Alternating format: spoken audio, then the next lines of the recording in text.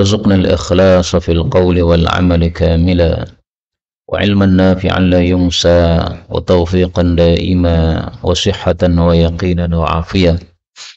اللهم اشف مرضانا وارحم موتانا. اللهم اشف مرضانا وارحم موتانا. اللهم اشف مرضانا وارحم موتانا. اللهم إنا نسألك حسن الخاتمة. اللهم إنا نسألك حسن الخاتمة. اللهم إنا نسألك حسن الخاتمة. Amin ya rabbal alamin. Alhamdulillah, kaum muslimin rahimani wa rahimakumullah. Kita lanjutkan kajian tafsir Al-Quran satu hari satu halaman. Dan ini adalah majlis terakhir untuk tafsir surah As-Saffat. Bisa dilihat pada halaman 452 pada surat As-Saffat ayat 154 sampai akhir 182 insyaallah ta'ala. A'udzu billahi as-sami'il 'alim minasy syaithanir rajim min hamzihi wa nafthihi wa nafthihi. Halaman 452.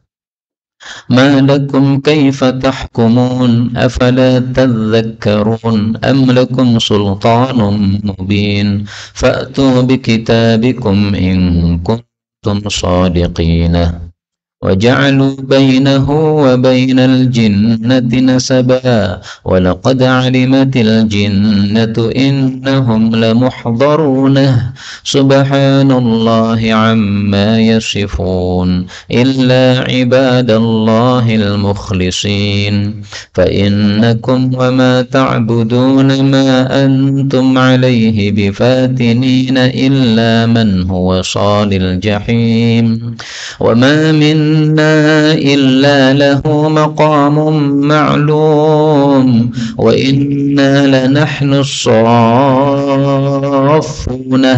وإنا لنحن المسبحون وإن كانوا ليقولون لو أن عندنا ذكرا من الأولين لكنا عباد الله المخلصين فكفروا به فسوف يعلمون ولقد سبقت كلمتنا لعبادنا المرسلين إنهم لهم المنصورون وإن جندنا لهم الغالبون فتول عنهم حتى حين وأبصرهم فسوف يبصرون أفبعذابنا يستعجلون فإذا نزل بساحتهم فساء صباح المنذرين وتول عنهم حتى حين وأبصر فسوف يبصرون سبحان ربك رب العزة عما يصفون وسلام على المرسلين والحمد لله رب العالمين. Alhamdulillah rabbil alamin. Allahumma arhamna bil Qur'ani amin. Pada ayat yang kita baca ini ada beberapa kata yang boleh dibaca dengan dua bacaan. Yang pertama pada ayat 155 tadzakkarun, itu dzalnya boleh ditasydid menjadi tadzakkarun. Kemudian ayat 160 mukhlasin, lamnya boleh dikasrah menjadi mukhlisin, dan itu berulang lagi pada ayat 169 mukhlisin. Kemudian pada ayat 171 walaqad sabaqat, tal ketemu sin ini boleh idgham menjadi walaqas sabaqat.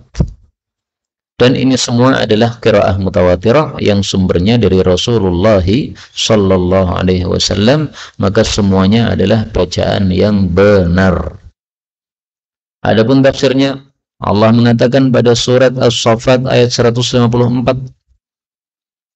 dan ini masih melanjutkan teguran Allah kepada orang-orang kafir. Maka Allah mengatakan, malakum, kenapakah kalian itu wahai orang-orang kafir? Kaifa tahkumun, bagaimana kalian memberikan keputusan? Maksudnya keputusan apa? Yaitu keputusan yang disebutkan pada ayat sebelumnya. Mereka katakan anak-anaknya Allah itu perempuan. Sementara mereka kalau punya anak perempuan, lahir anak perempuan, mereka tidak terima, langsung mereka bunuh hidup-hidup. Jadi seolah-olah untuk Allah dikasih anak cewek, untuk manusia harus anak cowok. Nah, ini kan satu keputusan yang tidak adil seperti ini. Kalian tidak mau punya anak perempuan, tapi mengatakan Allah anaknya semuanya perempuan, yaitu para malaikat. Nah, ini satu perkataan yang tidak adil. Maka Allah mengatakan, afala, kenapakah tidak tadzakkarun, kalian mengambil pelajaran. Nah, mestinya mengambil pelajaran dari ayat-ayat yang disampaikan oleh Allah ini, sehingga mereka tidak mengatakan seperti itu. Am lakum, apakah kalian memiliki sultanun hujjah, yang nyata? Maksudnya, apakah kalian mengatakan anak Allah itu perempuan, yaitu para malaikat? Apakah punya hujjah? Ini pertanyaan semuanya tidak perlu dijawab. Kenapa? Memang mereka tidak punya hujjah. Jadi cukup sebagai pengingkaran terhadap mereka. Kalau kalian ngomong harus pakai hujjah, pakai dalil. Mana dalilnya kalian? Mengatakan malaikat itu putrinya Allah Subhanahu wa ta'ala. 157. Fa'tu, maka datangkanlah bi kitabikum, dengan kitab kalian. In kuntum, jika adalah kalian itu shadiqin, orang-orang yang jujur. Jadi kalau betul malaikat adalah putrinya Allah, datangkan kitab yang menunjukkan hal itu. Pada surat berapa, ayat berapa? Pada surat apa, ayat berapa? Maka yang dimaksud kitab di sini kitab yang datang dari langit.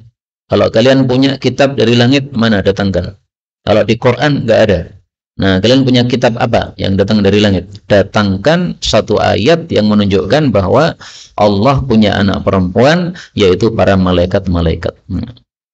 158. Waja'alu, dan mereka menjadikan bainahu, antara Allah, wa bainal jinnati, dengan para jin, nasaban, ada nasabnya.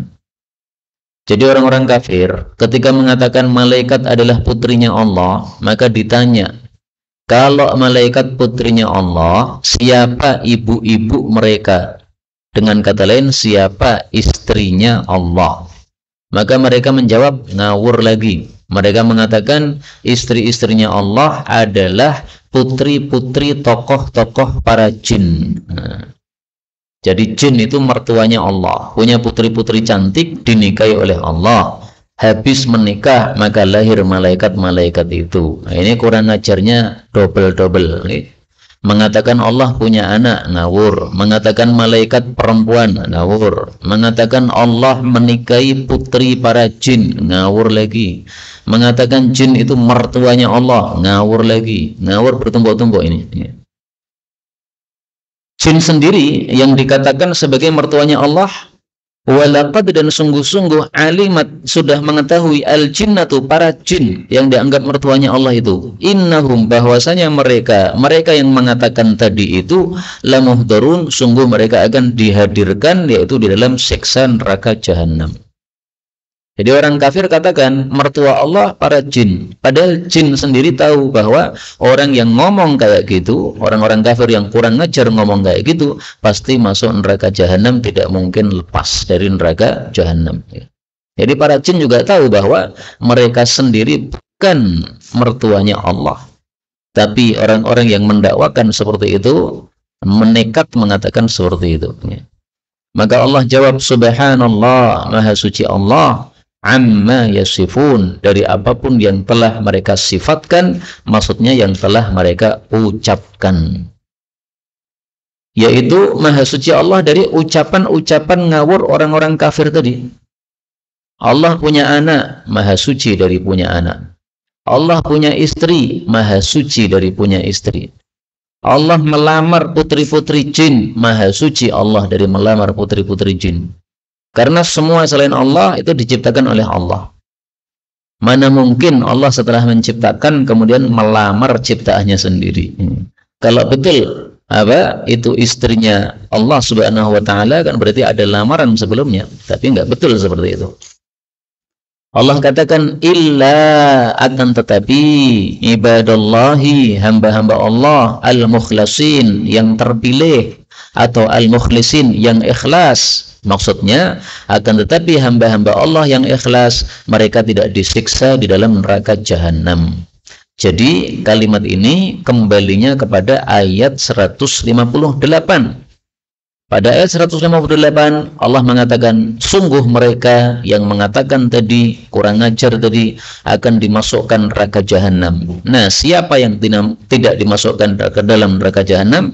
Yaitu hamba-hamba Allah yang mukhlisin, yang ikhlas di dalam ibadah kepada Allah, yaitu mengesahkan Allah subhanahu wa ta'ala. Ini tafsiran yang terkenal. Boleh juga ditafsirkan, Subhanallahi amma yasifun. Maha suci Allah dari ucapan yang diucapkan oleh seluruh manusia. Illa ibadallahil mukhlasin, kecuali ucapan yang diucapkan oleh hamba-hamba Allah yang terpilih. Kalau hamba-hamba Allah yang terpilih, pasti ngomongnya tentang Allah yang baik-baik. Hamba-hamba Allah yang terpilih mengesahkan Allah. Mereka mengatakan la ilaha illallah. Mereka mengatakan laisa kamitslihi syai'. Mereka mengatakan qul huwallahu ahad, qul huwallahu ahad. Jadi Allah terbebas dari semua ucapan manusia yang tidak baik. Adapun ucapan-ucapan yang baik, maka memang Allah seperti itu, seperti yang dipujikan oleh para hamba-hamba yang terpilih itu. Ada dua tafsiran berarti apa untuk ayat ini. Kemudian Allah mengancam orang-orang kafir. Jadi mulai ayat 61 ini ancaman Allah kepada orang-orang kafir. Apa kata Allah? Fa innakum, maka sesungguhnya kalian wahai orang-orang kafir, wa ma ta'buduna, dan apapun yang kalian sembah, yaitu arca-arca tersebut, ma antum, tidaklah kalian alaihi, terhadap sesembahan kalian itu, bifatinin, bisa menyesatkan orang. Jadi Allah mengatakan, wahai orang-orang kafir, kalian tidak mungkin bisa menyesatkan manusia untuk ikut menyembah Tuhan yang kalian sembah. Tidak mungkin bisa. Kecuali siapa? Illa, kecuali man, orang yang huwa, dia itu salil jahim, akan masuk neraka jahim. Maksudnya, kecuali orang yang sudah ditetapkan oleh Allah sebagai calon penghuni neraka jahim, itulah yang bisa kalian sesatkan. Jadi artinya mereka tidak bisa mengajak manusia kepada kesesatan kecuali orang-orang yang memang ditakdirkan oleh Allah sejak di dalam perut ibunya bahwa dia akan kafir. Tapi kalau orang yang tidak ditakdirkan kafir, maka diajak menyembah berhala, pasti dia pakai akal. Menyembah kok berhala? Berhala bisa apa?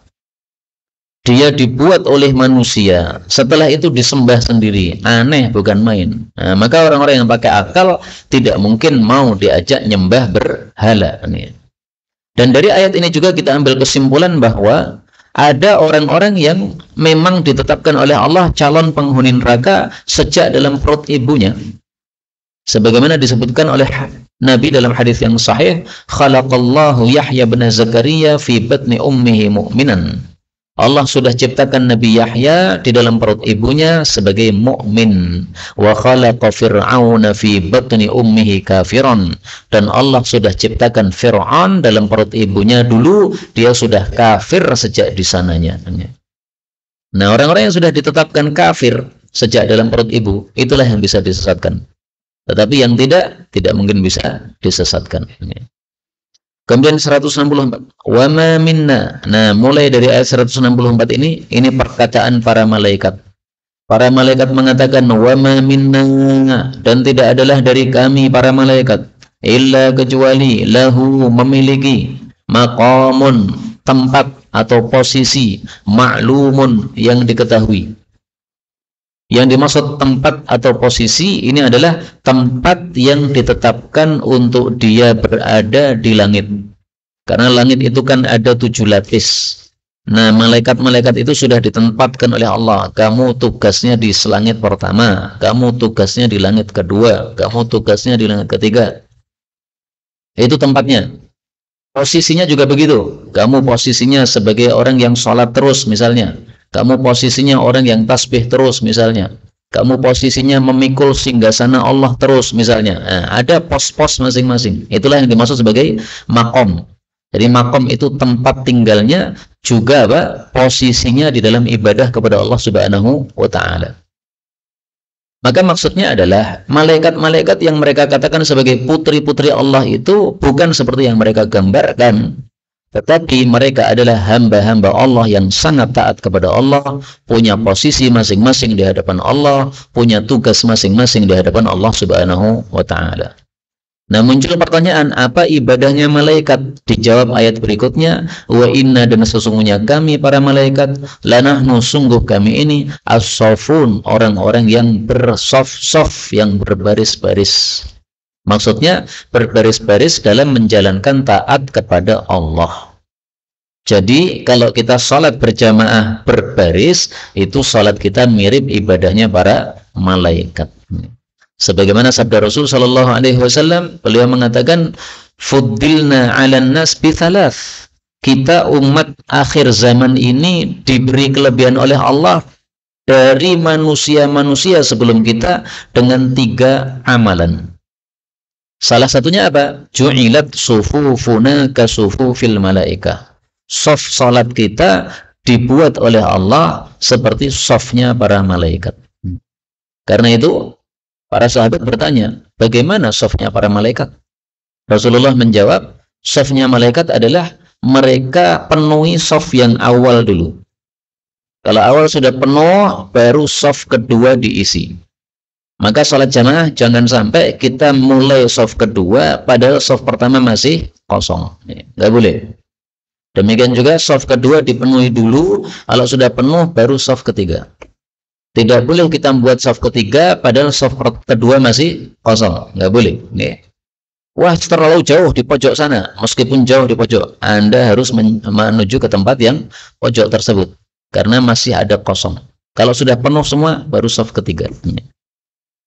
Kemudian yang kedua, kata Nabi, para malaikat kalau bersaf-saf itu berapat-rapat. Ya terasun, mereka rapat. Karena itu kalau kita salat jamaah, adalah kita rapat. Rapat itu bagaimana? Pundaknya nempel dengan pundak sebelahnya.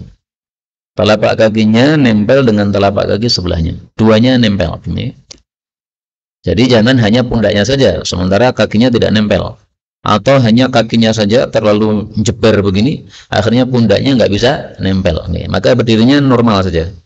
Berapa lebar tubuh kita, nah berapa segitulah kita berdiri.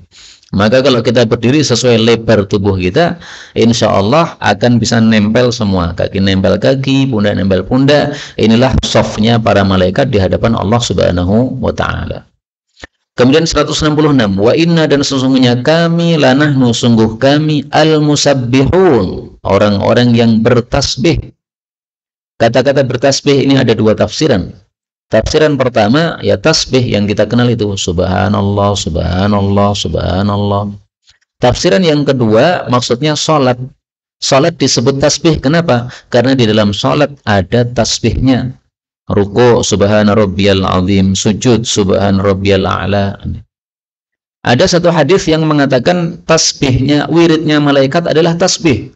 Rasul bersabda, ahabbul kalam ilallahi ta'ala, ucapan paling disukai oleh Allah adalah yang dipilihkan oleh para malaikatnya, yaitu mereka mengucapkan subhana rabbi wa bihamdih, subhana rabbi wa bihamdih, subhana rabbi wa bihamdih. Hadis riwayat Tirmidzi. Nah, berarti para malaikat memang mereka wiridnya adalah apa? Tasbih. Maka dari sisi ini, wirid tasbih termasuk wirid yang sangat dimuliakan, pahalanya besar karena dipilihkan oleh Allah untuk tasbihnya malaikat. 167. Wa in kanu, dan sungguh adalah mereka, la yaquluna, mereka berkata. Mereka yang dimaksud di sini mereka orang-orang kafir. Apa kata mereka? Lau, kalau anna, bahwasanya indana, pada kami, zikron, ada peringatan, maksudnya wahyu yang turun yang memperingatkan kami, minal awwalin, dari orang-orang terdahulu, lakunna, sungguh adalah kami menjadi ibadallahi, hamba-hamba Allah, al-mukhlasin, yang terpilih, atau al-mukhlisin, yang ikhlas, yang mengesahkan Allah Subhanahu wa ta'ala. Maksud ayat-ayat ini adalah orang-orang kafir dulu Sebelum Nabi Muhammad diutus kepada mereka sebagai nabi, mereka berangan-angan, andai-andai kami ini orang-orang Arab ini dikasih oleh Allah wahyu, kitab suci, sehingga bisa kita baca, memberikan peringatan kepada kita apa yang harus kita lakukan dalam hidup ini, niscaya kami jadi orang-orang baik. Tetapi ini hanya sekedar ucapan. Ini mereka ucapkan sebelum Nabi Muhammad muncul. Okay. Mungkin Nabi Muhammad masih bayi, mungkin Nabi Muhammad belum lahir. Tapi begitu Nabi Muhammad lahir di tengah-tengah mereka, kemudian pada usia 40 diangkat sebagai nabi, mereka malah mendustakan beliau. Maka maksudnya Allah ini menegur, mana bukti ucapan kalian dulu? Kalian mengatakan kalau dikirimi kitab kalian jadi beriman. Kalian mengatakan kalau ada nabi yang memberikan peringatan kalian mengikuti, ternyata tidak. Maka ayat ini semakna dengan ayat yang lain di mana Allah Subhanahu wa taala sebutkan pada surat Fatir ayat 42. Wa aqsamu billahi jahda aymanihim. Mereka orang-orang kafir bersumpah dengan sumpah yang dahsyat.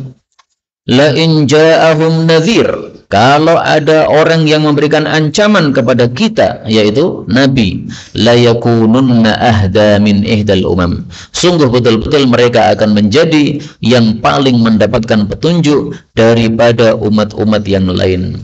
Maksudnya mereka mengatakan, kalau ada kitab suci pada kami orang-orang Arab, kami lebih mendapatkan hidayah, kami lebih mengikuti hidayah daripada Yahudi, daripada Nasrani, daripada Majusi, daripada agama-agama yang lain. Jadi mereka semacam apa? Mengharapkan bahwa orang Arab ada mendapatkan wahyu sebagaimana orang Yahudi dulu mendapatkan wahyu berupa kitab Taurat, kitab Injil, dan sebagainya. Tapi begitu angan-angan mereka dituruti oleh Allah, baik, saya turunkan kitab pada kamu. Ternyata mereka apa? Malah mendustakan. Itulah yang dimaksud pada ayat 170. Allah mengatakan, fakafaru bihi. Lalu mereka kafir terhadap peringatan tersebut, yaitu Al-Quran. Fasawfa ya'lamun, maka mereka akan mengetahui. Mengetahui apa? Tidak disebutkan di sini, tapi maksudnya adalah mereka akan mengetahui akibat dari kekafiran mereka. Ini enggak sengaja enggak disebutkan oleh Allah supaya jadi ancaman besar. Seperti seseorang mengancam orang, awas ya kalau nekat kamu tahu sendiri. Nah, kamu tahu sendiri ini apa maksudnya? Tidak dijelaskan supaya orang yang ditakut-takuti tadi bayangkan, wah tahu sendiri apa ini? Mau ditembakkah, mau dipanahkah, mau dibunuhkah? Nah, semakin ketakutan dia. Nah, demikian juga di sini Allah sengaja mengatakan fasaufa ya'lamun. Mereka akan tahu akibatnya tanpa disebutkan secara jelas. Kemudian Allah katakan ayat 171, walaqad, dan sungguh-sungguh sabaqat, telah lewat kalimatuna, ketetapan kami, li'ibadinal mursalin, untuk hamba-hamba kami yang kami utus, yaitu para nabi yang diutus oleh Allah. Apa ketetapan Allah? Ketetapan Allah adalah innahum, sesungguhnya mereka, lahum, sungguh mereka itu, al-mansurun, orang-orang yang akan ditolong oleh Allah. Jadi maksudnya Allah kasih janji kepada para nabi bahwa mereka pasti akan menang. Didustakan oleh kaumnya, dimusuhi oleh kaumnya, tenang. Kenapa? Akhirnya nanti akan menang. Nah, ketetapan ini sudah sabaqat, sudah lewat. Maksudnya sudah lewat pada ketetapan Allah yang pertama dulu. Sejak di Lauhul Mahfuz itu sudah ada ketetapan bahwasanya para rasul yang diutus oleh Allah pasti menang. Sekarang didustakan, sekarang diusir, sekarang dikuyo-kuyo, akhirnya nanti akan menang. Sebagaimana Nabi Nuh, katanya Nabi Nuh membuat kapal, setiap kali beliau membuat kapal maka mereka di tempat kapalnya Nabi Nuh tadi, calon kapalnya Nabi Nuh. Wallahu alam. Ini cerita dalam Israiliyat. Nabi Nuh diejek seperti itu. Ini orang gila ini. Orang tidak ada banjir, tidak ada air, tempat kita membuat kapal. Tapi Nabi Nuh tetap saja membuat kapal karena dia mendapatkan wahyu dari Allah Subhanahu wa taala. Baik, ayat ini semakna dengan ayat yang lain di mana Allah mengatakan pada surah Ghafir ayat 51, inna lanansuru rusulana, sungguh kami pasti akan menolong utusan-utusan kami, walladzina amanu, dan juga orang-orang beriman. Kapan menolongnya? Allah katakan fil hayatid dunya wa yauma yaqumul ashhad, baik ketika di dunia maupun besok pada hari kiamat. Jadi Allah berjanji menolong para rasul dan orang beriman 2 kali. Di dunia pasti ditolong, di akhirat pun juga pasti ditolong. Demikian juga semakna dengan surat Mujadalah ayat 21. Kataballahu, Allah sudah menetapkan, la aghlibanna ana wa rusuli, sungguh saya dan rasul-rasul saya pasti akan menang. Muncul pertanyaan, kalau Nabi dan Rasul pasti ditolong, pasti menang, kenapa Nabi Zakaria mati dibunuh? Kenapa anaknya juga Nabi Yahya mati dibunuh? Konon wallahu a'lam, Nabi Zakaria, Nabi Yahya masuk ke dalam pohon, dan pohonnya ditebang oleh mereka. Nah, berarti mereka sudah bunuh Nabi Zakaria dan Yahya. Maka jawabnya adalah, Nabi ada 2 macam. Ada Nabi yang diperintahkan untuk jihad perang, ada Nabi yang tidak diperintahkan untuk jihad perang.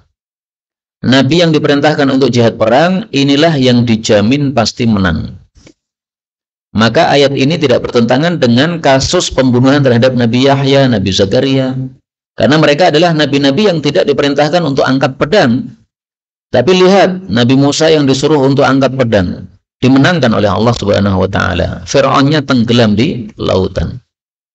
Nabi Muhammad SAW yang disuruh angkat pedang, ditolong oleh Allah Subhanahu wa taala. Maka perang Badar orang-orang kafir kalah, padahal umat Islam hanya 300, orang kafir 1000 tapi bisa mengalahkan. Demikian juga terjadi Fathu Makkah tahun 8 Hijriah. Nah, itu semuanya menunjukkan bahwa pertolongan Allah betul-betul sudah ditepati oleh Allah kepada para rasulnya. Allah katakan 173, wa inna, dan sesungguhnya jundana, tentara kami, lahum, sungguh mereka, al-ghalibun, orang-orang yang akan menang. Yang dimaksud tentara Allah adalah kaum muslimin. Jundullah, tentara Allah, yaitu apa? Kaum muslimin. Ayat yang lain menyebutnya sebagai Hizbullah, golongannya Allah. Pada ayat apa? Pada surat Al-Mujadalah.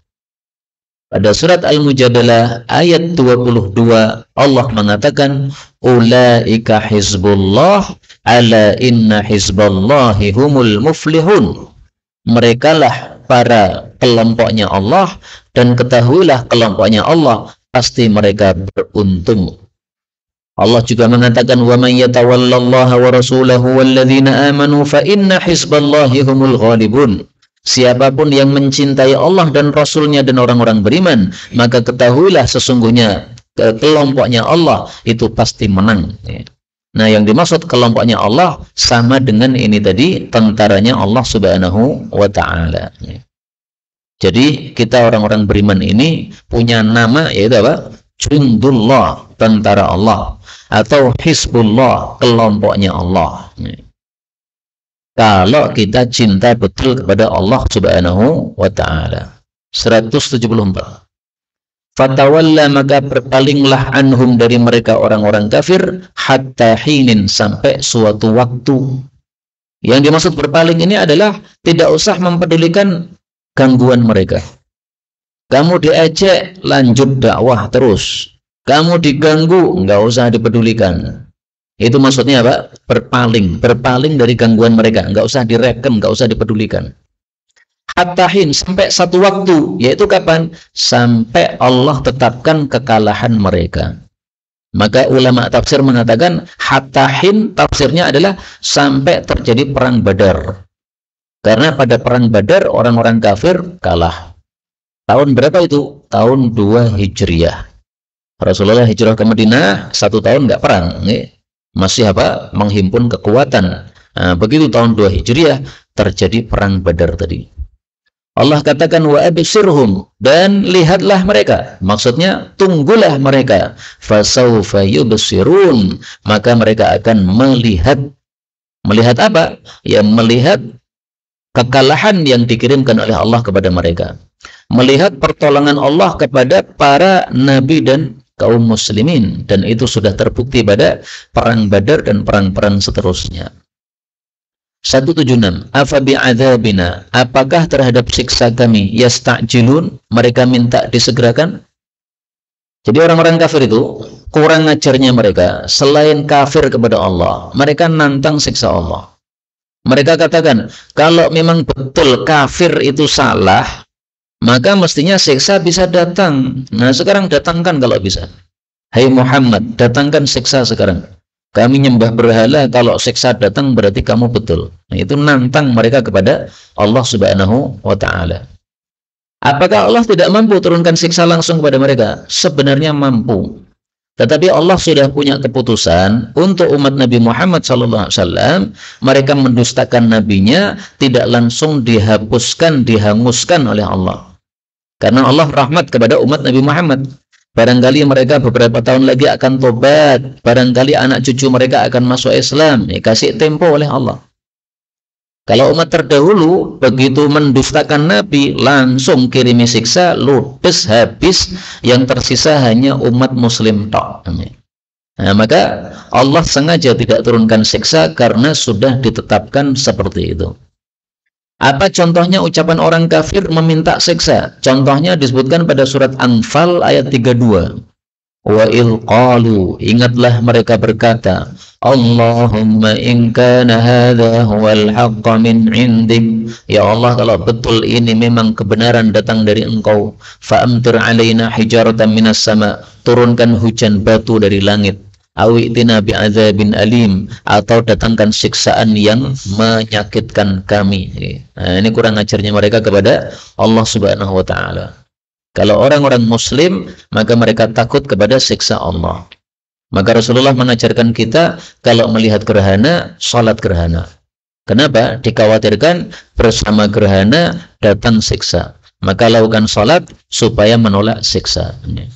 177. Fa'idha, maka apabila nazala, siksa turun, bisahatihim, pada kampung mereka, pada tempat tinggal mereka, fasa'a, maka buruklah, sobahul mungdarin, pagi harinya orang-orang yang diancam oleh Allah. Kenapa disebut pagi hari? Karena biasanya siksaan Allah turun pada waktu pagi. Tsunami 2004 tahun 2004 akhir Desember, jam berapa itu, Pak? Jam 6 pagi ini. Dan dalilnya banyak dalam Al-Quran bahwasanya siksa itu biasanya turun pagi hari. Bisa dilihat pada surat Hud ayat 81. Allah mengatakan, inna mau'idahumus subah, sesungguhnya perjanjian mereka akan datang siksa waktu subuh. Makanya Nabi Lut disuruh oleh Allah, ayo kamu tinggalkan kampungmu sebelum subuh, karena nanti subuh siksa datang. Kalau subuh kamu belum berangkat, kena siksa. Maka Nabi Lut bawa keluarganya sebelum subuh. Demikian juga pada surat Hijr ayat 83, Allah mengatakan, fa'akhadathhumus sayhatu musbihin, datanglah siksa pada waktu subuh. Demikian juga surat Al-Hijr ayat 73, fa'akhadathhumus sayhatu musyriqin, siksa datang kepada mereka pada waktu isyraq. Isyraq itu apa? Waktu terbitnya matahari. Jadi bisa pas subuhnya terbit fajar, bisa pas isyraqnya terbit matahari, tapi biasanya pagi hari. Dalam Sahih Bukhari dan Sahih Muslim, Rasulullah SAW menyerang Khaybar, orang Yahudi Khaybar, pada waktu subuh. Kemudian ketika beliau sudah masuk kampung mereka, Rasulullah mengucapkan, Allahu Akbar, Allah Maha Besar. Kharibat Khaybar, Khaybar pasti binasa. Inna idza nazalna bisahati qaumin fasa'a sabahul mungdarin. Kami kalau sudah tinggal pada tempatnya suatu kaum, maka pasti kondisi pagi mereka menjadi jelek karena mereka ditaklukkan oleh orang-orang musyrik.